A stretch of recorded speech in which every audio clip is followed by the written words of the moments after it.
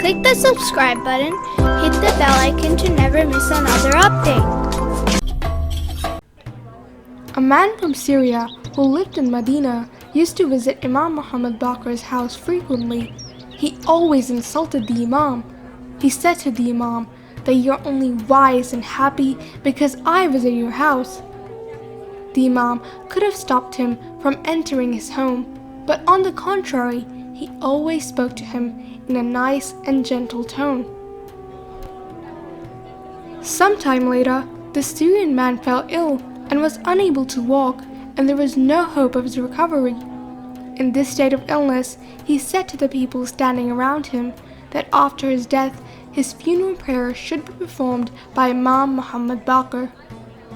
A few days later, his condition worsened and his family members found him dead.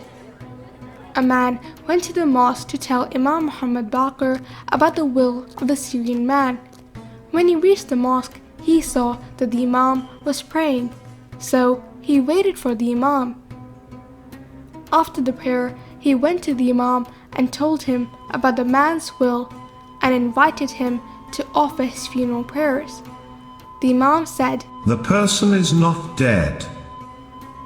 Then the Imam prayed 2 rakats and raised both his hands and went into prostration. Then they went to the house of the Syrian man. The Imam sat beside him and said his name. The Syrian man opened his eyes and answered. Then the Imam asked for some soup for him and gave him water with his blessed hands and told him to eat cold food. A few days later, the man was completely healed and went to the Imam and said, "O son of the Messenger of Allah, you are God's divinely appointed authority amongst us.